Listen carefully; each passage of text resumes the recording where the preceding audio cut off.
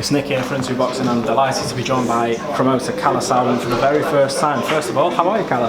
Very well, thank you. Thank you for joining us here at Wasserman, Tower of Power on the Strand in London.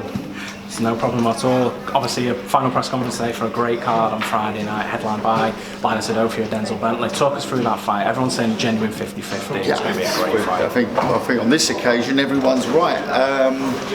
Yeah, it's a pick'em. I mean, obviously I'm going to pick Linus, but it's a pick'em fight, you know. And I think the fact that we bid that much money for it, and Frank Warren did as well, we just narrowly outbid him. I think that shows the value that we put on it, Frank put on it, and I think Frank is a pretty good judge of the British market. So we're reaping the rewards now with a great main event on our first Channel 5 card, live on free to air. We'll come on to Channel 5 in a moment. Obviously Josh Kelly back as well. How good is it to see Josh back, and obviously for yourselves to sign him? Yeah, I mean, when he came up, it was like, for me, it was a bizarre one, because I've always been a fan of Josh, and I think he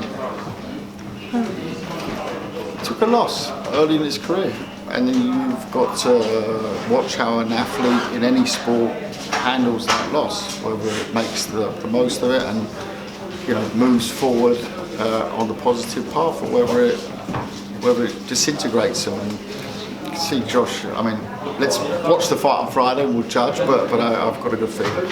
Is he going to stay at super welterweight? Because I think the fight on Friday is at super welter, isn't it? And then, or is he going to sort of fluctuate between welter and super welter? Obviously, there's massive fights. I think super welter is the way. He's still young, but he's not getting younger. And as we all know, it's when you go up in your age, it's more difficult to come down in your weight. I feel he feels comfortable around that weight, and it's a weight class domestically. Florian Marku, Conor Benn, Lewis Ritson, big one for the Northeast. So there's a lot of fights, a few other names as well we can mention there. Obviously the next fight, Chris Eubank Jr. Again, a brilliant fight, both very, very confident today, which obviously they will be coming into fight weekend. But again, what a great fight. Yeah, fantastic. And Masha Dodd, what a character. The sport lives off those sort of characters, and I'm excited for Harlem and for Masha. You know, he's here to put on a performance and to win, and I think that Harlem could take out of that fight a lot of experience, soak it out of him, so to speak. And I'm excited to watch how Harlem deals with such an experienced opponent, and also to see what Masha brings to the table. He's been talking a good game. He certainly looks up for it, so I'm excited. Yeah, no, it's going to be a great fight. That Brad Paul stepping up against Ryan Kelly again. Good fight for Brad at this stage of his career. You know, like I said, stacked card. So we can talk about also Razor Alley boxing again, but that title eliminator. We've talked about the British title, and this is of course their journey up. And for both of them, it's their most important fight of their careers so far. I think they both said that they feel they want this fight to know where they are, and I'll tell you something, on Friday night they'll find out exactly where they are. So you ask and you get sometimes in life, and you know, you ask the question, where am I in life? Friday night they'll both find out where they are exactly in their boxing careers. Obviously the card's showcased on Channel 5. How important and how big is it to have terrestrial television back in boxing? I think it's essential. It's part of our business's DNA since decades and decades. We still proudly hold the owner of the German record of 23 million viewers, which is something that we aspire to in the UK. I mean, we're obviously not going to quite get to the 23, I think, in the UK, at least not on Friday, but we'll have millions watching, and that's great. Get your thoughts on last weekend's. Obviously, you had a massive show in Germany as well. But can you get your thoughts on the Canelo defeat to Bivol? Was it a shock to you? Yeah, I called it all wrong. Egg on my face.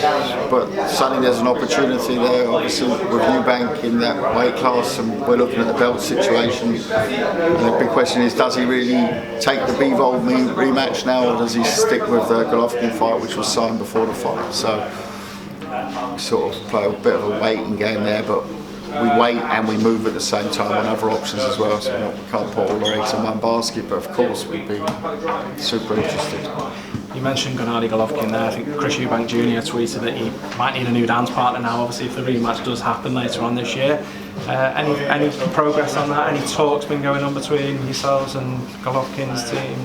Yeah, it's a bit premature for that. We understand that the situation is that he's signed to fight. He's signed to fight Canelo, who's now lost, who has an option to either do the Golovkin fight or do the Bivol fight. So like I said, we're playing a bit of a waiting game on that, but at the same time we have to move forward on other fronts. Obviously there's been a lot of talk about the Kell Brook fight for Chris Eubank Jr. Obviously he announced his retirement from boxing. First of all, thoughts on Kell's career, and also are you disappointed obviously not to get that fight over the line? I mean, on Kell's career, you can only say one thing: fantastic. Been there, seen it, done it, he can say, and congrats to him. I wish him a restful, peaceful retirement, and great ambassador for the sport who's fought everyone who's come his way and done it. Unfortunately, we didn't quite get the Eubank one done. I don't blame Kell for that.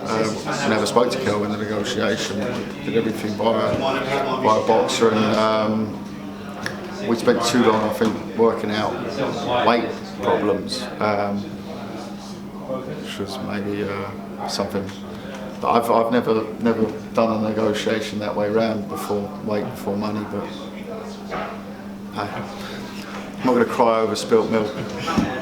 Moving forward slightly, I know we just touched on Canelo. Just get your thoughts on, obviously, Jake Paul sent a message out that he'll be Canelo in 3 years. Just get your thoughts on influences in boxing. Is Jake Paul good for boxing? I think anything that raises the profile is good for boxing, first of all. But do I think he will beat Canelo in 3 years? I think that he needs probably 30 years to beat Canelo if he stayed the same age and Canelo aged 30 years. So I'd answer that one. What I think about influences of boxing, I think it's fantastic as long as the matchmaking is right. You know, always said, I just don't believe in the sort of Mayweather versus, you know, influencer fights. Yeah, if it's an exhibition and we all know that there's no result at the end of it because there can only be one result, then fair enough. That's your thing, then go and watch it. But I enjoy watching novices fight, and that's what influencers are, novices with huge profiles. So that's exciting, and you know, we're working with Kalle Sauerland on a very interesting project, and you know, be announced about that soon, and you know that's so yeah, I totally am for that, but I'm not for like weird call outs and things like this. You know, I think Jake Paul's doing all right as a boxer. He's improving and everything. You can't compare yourself with Canelo. I mean, I know he lost on Saturday, but there's also a big difference between Bivol and Jake Paul. So yeah. And finally, obviously, Filip Hrgović was supposed to be on the Las Vegas card, lost his father. Can you send condolences to Filip Hrgovic's family at this time? Any sort of movement on making the Zino fight again in the future? Yeah, I mean, it was a devastating loss. So close to the fight. Great man, his father, Pirro. That fight will be rescheduled for the summer as a final eliminator. Kalle Sauerland, thank you very much for giving IntuBoxing some of your time, and we'll hopefully catch up with you very soon. Thank you. Super, thank you.